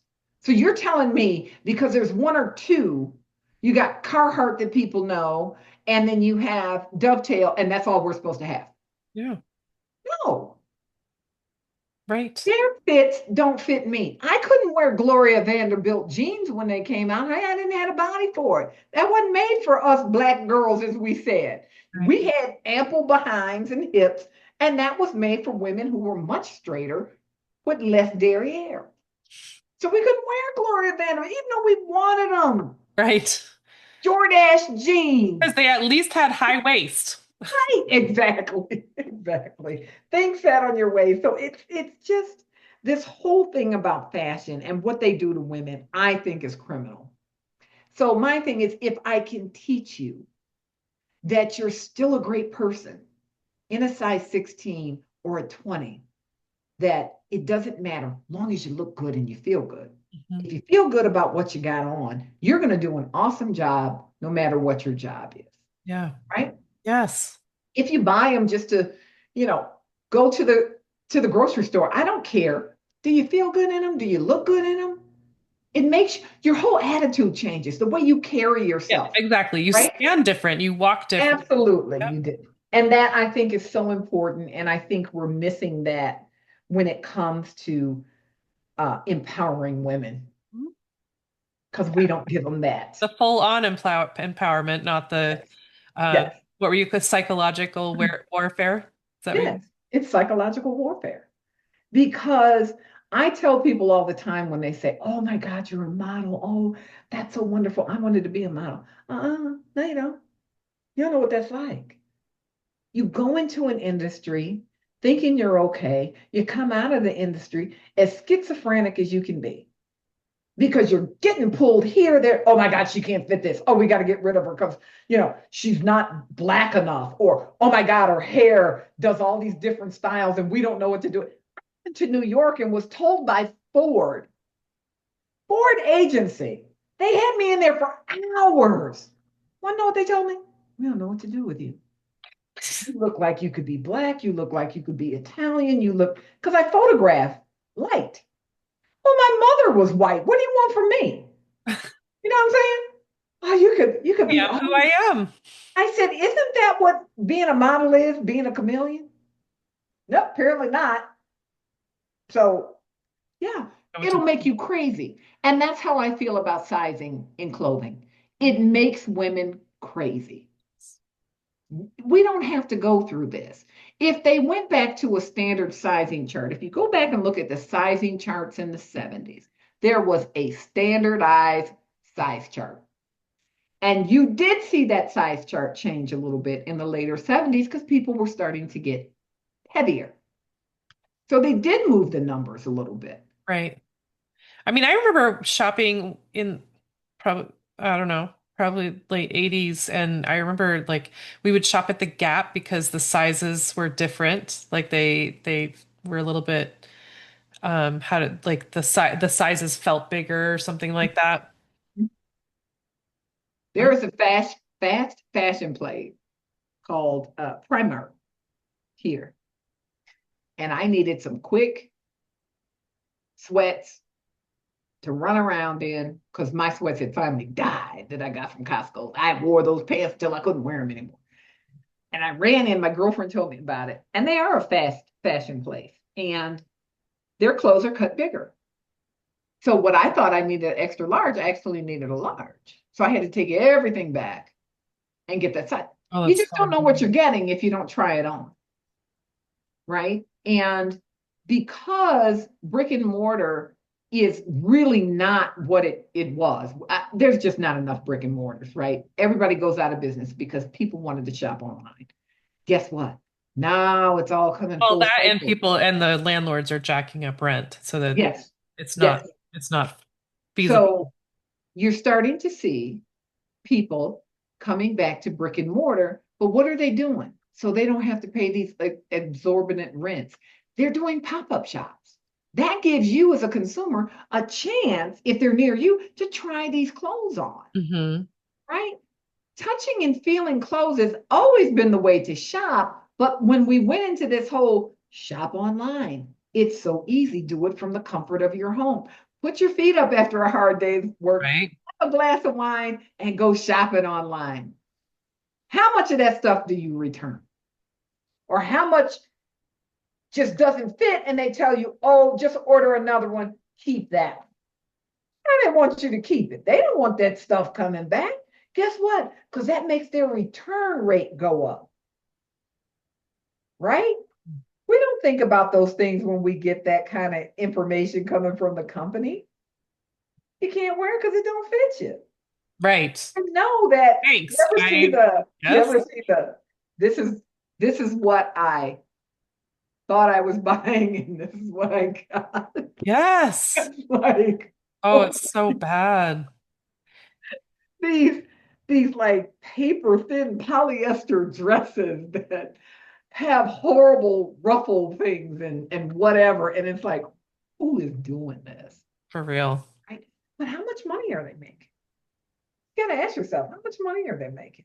The internet has just stolen so much from people. They take all these lovely, wonderful pictures of somebody's product, and then they use the pictures and tell you you can get it for half the price, and then you're getting some nightmare that comes in the mail that smells like a chemical pool, and they're like, "Oh, just keep it. Don't return it. Just keep it. We'll send you another size." I don't want it. It's hilarious to me. I can't do anything with it. What do you Yes, want me to do? Yeah. pollute the earth because that's all you're doing. Yeah. Because if you burn it, God knows what you're going to be breathing in. Oh boy. So it's I'm just excited that things are starting to take a turn, Hmm. that you're going to start seeing more brick and mortar stores. People are realizing their rate of returns are so high. And a lot of that comes from bad fit. Mhm. Bad fit. Had a conversation about that with Renee, who started Middle Sisters, is to make sure that the grading of the pattern is correct. You can't grade a pattern on a size 0 and expect that same grading to work on a size 20. Right. It doesn't work. So she's teaching people how the process is actually done. That's less returns if your fit is proper, Hmm. right? So it's really important to know these things when you're shopping. And I think a lot of people do not know that there's all these different country size charts that they blend together. And women think it's their bodies are off. They're not. Right. Your body isn't off. It's the size charts they used. It's what they put together. Their garment is off. It's not your body. Yes. You are still Yeah. normal, Well, even a that's big girl. yeah, I think that's the real education that we need around that. I mean, we need to understand the whole thing about fast fashion, but also that it's set up for us to fail or feel Yes. like a failure. Yes. That's not right. It And it really does make us feel like we're failures, does. right? If you can't control your body, I can't control To anything. fit into this random sized clothing. Yes. I was so glad I was in my 60s when that happened to me that I could just run my mouth because I didn't give two craps about it, Yeah, right? Because models aren't supposed to talk. We're right. not supposed to talk back. So I'm so glad that you did because it's also just such a good story. Like, it's so good for empowering people, really. Like I called them out and they didn't like it, but it's true. Like, and it was awesome to tell the agent. oh, I bet that felt I amazing. told the agent what happened, and she's like, F them. Yeah, Go find somebody on Craigslist. She said, if it's that bad, if you can tell me, she said, no one explained it to me the way you just did. She said, if exactly. it's that bad, nobody's going to fit that. I said, they're not. Right. Well, and I mean, as a newer model, I'm sure people are just like scared to say too much, and they're not experienced enough Nope. to have anything to stand on. But you have been around for, since you were 19, you said, right? Yes. And I really, truly thank my girlfriend, Marianne Davis, because she taught me about fit. I cannot tell you how many times I stood in that living room of hers as she's making a garment for me and she's explaining why she's pinching it here, why the dirt has to go here, and this and that. She was doing custom on me, Wow. right? So when she did something that had 8 or 10 sizes, she knew how to grade that pattern. So all those fit the same way. I was her fit model, but everything else fit people the same way because she Right. knew how to grade it. So that's how I learned about that. And it just got to the point. It was the look on that woman's face that pissed me off. Like there was something wrong with Right. me. No, you No, are sister, wrong. it ain't me. It's your friggin' garment that you're trying to put on somebody. It ain't me. I know I'm okay. So, and that's what happens to women time and time and time again is we go and we try something and it's off in one spot so badly that we think it's us and it's not us. Mhm. It's not us. Right. It's the garment. And so people need to know about that. And that's why I was really kind of cool talking with Renee because she made the company called the Middle Sister. That sister that gets overlooked. We worry about the oldest one, we Yeah. worry about the baby, but the one in the middle gets overlooked. Yeah. And it's to teach you about the sizing and what goes on. I love it. Yeah, I think I'm just waiting for somebody to ask me to come stand in front of 1,000 women so I can run my mouth because I like doing that if you didn't notice. I would love that. I wish I had that. I just I wish think I had women, you growing up, Max. I wasn't this great growing up. I'm going to tell you right now. I used to get This is rolled over. newfound. Yes, it came with age and it came with that job Yeah. because I knew the moment I let somebody roll over me, there was a line of people ready to do it, right? So I became this person. Yeah. I was vocal, but not vocal in this way. Mhm. Now I just don't care. Yep. Right. And it's like I told this one girl, she's like, well, I need stretch in my pants. I said, then my pants aren't for you. I said, I'm sorry, they're just not for you. Yeah. Just go get the stretch. And like I said, as I'm learning, it's really important to me to have keep my integrity. And my integrity means everything to me. Yep. And knowing what some of these fabrics are doing to people, just I find it disturbing. I do. Well, So once you hear something like, or you're watching that documentary To Die For, like once you see something like that, you can't unsee it. right, Or you know things that you can't, right, at some point you absolutely. can't unknow, you can't pretend you don't know. Right. And so it's like I said, okay, my thought, the first thought was, I don't know if you can do this, right? But the second thought was, you can Have to. Yeah. use your integrity in the right way and say, hey, I'm asking you what's in this fabric. I'm expecting you to tell me the truth. So I know I can tell my customers the truth. And like I said, if we find out differently, then that's where the problem lies, Right. right? And it's like that with everything. Just tell people the truth off the bat. Mhm. I had really thought about doing some stretch down the road, and it's like, oh no, I can't do that. Nope, nope. Yeah. Not in Gott Street's clothes. You will not find stretch. Yeah. And if you do, somebody slap me upside the head because it got through and I didn't see it because I'm not doing that. And now I'm looking for lighter weight denim and shirting. And I told them it has to be 100% cotton.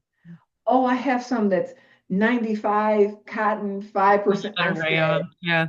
100%. And they're like, you don't want any stretch? No, No. nope. I don't want any stretch. Mm. It's scary to me. And I think in doing this, Amy, that'll get us back to women understanding what their true body size is, right? Understanding that we can look amazing without all this little gimmicky stuff in our Mhm. clothing to make us look good Yeah. because we don't even know what we're wearing that's killing us. Right. Yeah. We have no idea what's killing us. And it's not always the food supply. I'm a huge advocate about what you shouldn't be eating. I'm a huge advocate. If it comes out of a bag or a box, don't eat it, right? Except for them damn ruffles. I don't know what they put in those, but um, don't eat it. So now I'm starting to feel that way about clothing. And it took social, my pattern maker, to tell me about de minimis and that whole $800 thing about not paying tax coming into the country. Right. Right. They got rid of it. And it's freaking everybody out because Timu's in trouble. Shein's in trouble because they were sending all this fast fashion under $800 and they didn't have to pay this tax on it now. Now you do. It was probably one of the best things that happened to the apparel industry Right. because it was huge competition for these bigger brands Right. that Now there's had to the pay. accountability. Yeah. So my thing is that I think what I feel that I need to teach women about apparel is quality and is the sustainability. What happens now versus what happens in the future. Because whatever we do now always rolls into the future, Right. right? And I didn't even understand what sustainability was. I really had to go research it and look it up. And I'm like, okay, so what you do now, how does it affect the future? So that is now in my head, and I cannot start my manufacturing company unless I can actually do it in a safe manner. Mhm. That doesn't hurt the environment, that doesn't hurt the employees, it doesn't hurt the consumers. You know what I'm saying? It has Right. to be done right. Maybe I'm naive. I think it can be done. I don't think you're naive at all. I mean, I think that you have high standards and that's correct. Like we should have higher standards. And I feel like so 100% cotton, I think you can also you can like compost it. I think if it gets I'm not old and if sure once you right, dye it. you can I'm not sure. or you can recycle them, like use them for patches or something. Like I feel like there are reuse opportunities for Yes. natural fabrics. I think they're kind of cool thing, like you just said about, especially with scraps. You can make patches, Mhm. right? You can use more of what's left over. Yeah, And what I did like about the manufacturer using, they try to use every inch of that fabric when they're cutting, right? And I think that is wonderful. Yes, yes, we're going to have scraps left, but I think it's wonderful that they have now gotten it down to an art form that you've just got teeny tiny scraps left, right? They're using every inch of right. that. Where back in the day, there would just be these swaths of, you know, uh, Random scraps of yeah, just fabric. Yeah, huge. I mean, how is a yard of scrap a scrap? You know what I'm saying? A yard of fabric's not a scrap, right. right? And so I'm looking forward to seeing what happens. And this whole thing, I know it was a big deal, this whole tariff thing, but it really did open up this country's eyes to what needs to happen, right? All this offshore stuff, it wasn't done because they just felt there was nobody here who could do the work. It was all about profits. It was all about not spending the money to do it cleanly. And they went to these other countries and polluted the hell out of them. Yep. The stuff that happened in India is just awful. The rivers that were just so polluted, the people that died, the people who were sick, and now they're starting to clean up. Right. And so now they want to move to someplace else. Okay, you know what? At some point, you're going to have to look in the mirror and say, I can't keep killing people because that's what you're doing. Yeah. So what happened, which was really cool, and I'm learning all these things, is just because you go to a manufacturer out of the country, you don't own your patterns if you let them do your patterns, I found out. So I'm immediately calling social. Do I own my patterns? Yes, you do. Okay. So they're starting to learn they had to pivot because of the tariffs, right? Even though they've dropped all this for right now, it made this country realize we can manufacture here, Yeah. right? And we can do it in a way that it doesn't endanger people. But we have lost so many experienced people, we got to train. So now they know they need to train people. There's people who are starting to have different sessions where they're teaching people how to do manufacturing back here in the States. And it's really interesting how it's starting to evolve and getting people to come back. It's going to take time. Yeah. It's going to take a lot of time, Yep. and it's going to cost a lot more money. So these clothing items that you've been getting for dirt dog cheap just aren't going to exist. And people need to wake up to the fact, if you want quality clothing that's not harming you or your family, you're going to have to pay a better price, Mhm. right? My entire goal is to manufacture my own stuff, be able to have, and it's not that I don't want men working. It's just you see a lot of women at those sewing machines in these factories, is to be able, if they can't do full time, to do part time, to have daycare on site. That's why women can't work. That's why we just can't get ahead, because we're with the kids. The kids get put on us. I don't care. Yes, we carry them. Yes, we birth them. But guess what? It took another person to make them. So, but we always give them, oh, they're off to work, they're doing whatever. Women are humans. They want to function and do for themselves as well. We don't want to just be stuck at home. And then some of us being mistreated by this so-called partner that helped us make this little person.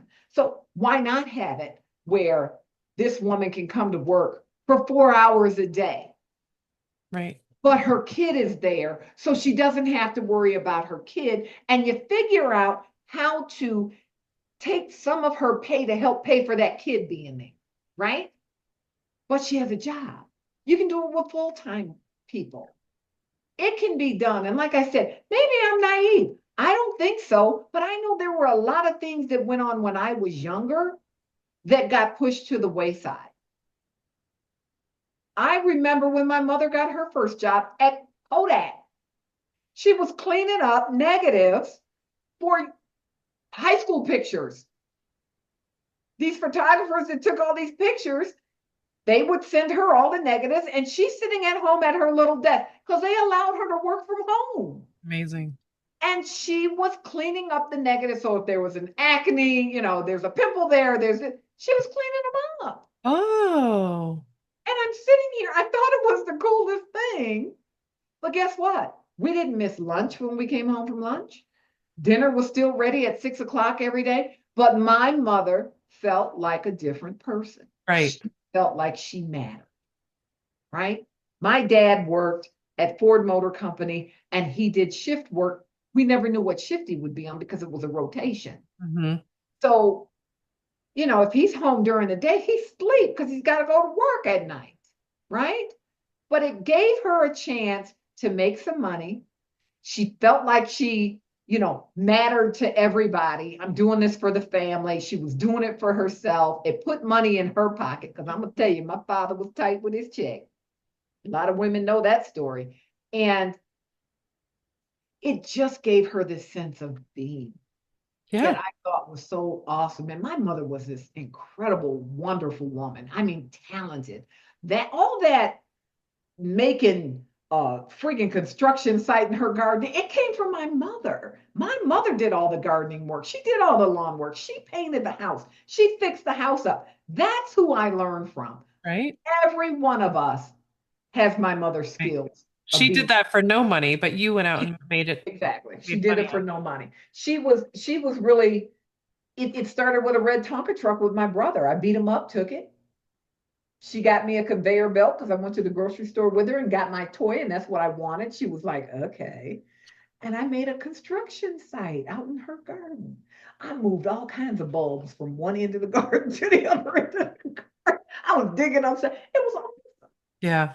And the thing is that we don't, like I said, you don't know where your help's going to come from. You don't know where your talent comes from. But when you give people that sense of being and that sense of pride they get from being able to do stuff, you can just have an awesome life. Hmm. You know what I'm saying? You can have an awesome life. And I think a lot of women got cheated out of that Yeah. because they ended up staying at home and not doing what they wanted. When I was talking with Agnes, she wanted to be a long haul trucker Oh my gosh. or something else. She said there was two things, and I can't remember the second one, and I feel awful for not remembering. But she told me, she said, I didn't have the balls to do what you did. Yeah. No, it's that you're so many years older than me, and that gap Society. Yeah. in time Yep. was totally different for her, right? It was totally different. They weren't going to allow you to do that, sweetie. Right. You can say you want to, and they would say no way. Oh my God, but they were really rude about it, Yeah. right? They were extremely rude about it, and they could say horrible things to you on the job. So it's not that she didn't have a ball, she wasn't allowed to do it. Yep. They were going to let her do it. And so I'm just hoping more women grab the bull by the horns, get into this industry. There's so many different job titles, Yep. right? There's a lot of women right now are running these construction companies. They're in the office, okay? Because men look at that as secretarial work. You got to know what the hell you're doing. Because if they screw up in that office, it's going to get screwed up out there. You got women who are surveyors. You have women who are project managers. Mhm. They're not picking up tools. But if it wasn't for those women, we have here in Chicago, McKissack and McKissack. What a story. Daryl McKissack and her sister started a construction company. God, I can't remember the year, but she said she went for years not paying herself because nobody would give her any money. They're the ones that did the African American uh, Museum in DC. She's done stadiums across this country. She's here in Chicago, Dallas, DC, New York. They're huge. Wow. This is two women who just took the reins of what their great grandfather was doing. And it went to the grandfather, their father, and now it fell on these two women, and they just went with it. and they've turned it into $1 billion business, billions of dollars. Right. So it can be done. You just have to say, I'm not going to let anybody stop me. And the one thing I'll tell you this, Amy, and then I'm going to shut my mouth because I can all night, is I know Gott Street Blues is going to be successful. And I know when Gott Street Blues hits the market that I'm going to have a lot of people coming at me saying, hey, I want to buy your company. Or hey, can we collab? Now, I've tried to get in touch with one certain big brand. I have totally been ignored. And I guarantee you they're going to come. Yeah. And I told Renee that they'll come. It's okay. They'll want to collab once they see it. And they'll collab once they hear what I say. Right? Because I'm not just here a flash in the pan. I don't want to be a flash in the pan. Right. Yes, I'm 65 years old, but I can do this till I'm 95 years old. I don't care. Right? There is no limit on what anybody can do unless you limit yourself. I'm so excited for that. I can't wait till they hit the market. I'm just like, oh, I need to get some of those pants. oh, and it's Um, just like, and it's the whole funding thing. I do have a GoFundMe out there because it's hard for women and even Black women to get their companies funded, their startups. And I found out that all these grants that say, oh, we're here for startups. No, you're not. You're here for somebody who's established and already making some money. Because every one of you tell me, oh, if you make $250,000 a year, honey, I ain't making nothing. Got it out there, but I need some money so I can't get it out there. So right. You've got to start somewhere. Yeah. we're not a startup grant. You're not a startup grant, and they need to take that down. I think it's so disheartening when I ran into that time and time and time again. It's like, okay, So you don't really want to help the new people. no, Good to know. they want to help somebody who can scale up. They're already making money. Those are the people they want to help. Yeah. You know what I'm saying? But I'm sorry. I've got skin in the game. I'm well over 20 some odd $1,000 into this game. And honey, I am running off of credit cards and a few donations that I got through my GoFundMe. And it's like, hey, I'm going to figure out a way to make it work. I've done it all my life, Yep. right? Women are amazing creatures when it comes to, I'm going to figure this out and we're going to get it done. Yeah. So that's exactly what I'm going to do. I'm very excited about that. I love the idea. I think it's super important, and especially, I mean, like you said, as more people, as more women are going into the trades, like we need to have clothes. And I just love the idea of um, I've said it a couple times during here, but like, when your clothes fit you and are functioning well, you feel better, you're more confident, you walk better, you own everything when you feel Every confident and you're and, not thinking about your belly hanging out or your pants falling down because they're too heavy and low. and isn't that the woman we always remember? Is that woman Yes. that walks in with Oh such my gosh. She owns everything. Yeah. What happened to that? Low rise pants, man. I agree. I am going to agree with you on that. Low rise pants. Anyway, I so Gott Street Blues, mhm. everyone, ladies, at least, be on the lookout for Gott Street Blues. It's going to be coming out. Do we have an idea when? We are hoping for the middle of September. We Oh, have that's soon. huge, yes, we have a huge trade show coming in called Trades Women Build Nations. And that is one of the biggest trade shows for women in the trades that you have iron workers, you have carpenters, you have electricians, you have crane workers, you have operators, you just have them all. Oh yeah, New you're gonna Orleans last year explode was there. their biggest, it was over 5,000 women. So that's coming here in Chicago in September. I think it starts the 19th of September, and I want to be there. Yes. And Oh my so I have gosh. You my need to be there. You need to manufacturer and make I that really happen. sat down and chatted and said, "Hey, let's do it like this, right? Let's do it like this so we can get this out." Yeah. So Ooh, that's so exciting. yeah, it is. It's really exciting. Oh So my goodness. And so, how can people find Gott Street Blues? you can find us by GottStreetBlues.com, which is the website. We give you a slight update of what's going on. You can actually see the pants. It's Yes. not the perfect sample, but it's there. There's a picture of it. And then we also have merch for people in the trades. You got electrician t-shirts, iron worker t-shirts, hats, coffee mugs. We deal with pipe fitters, the plumbers, everybody. We give everybody a little bit of something. So there's some merch there that you can get. And I am on Facebook under Gott Street Blues. I am under Instagram as Gott Street Blues. YouTube is Gott Street Blues _ 2020.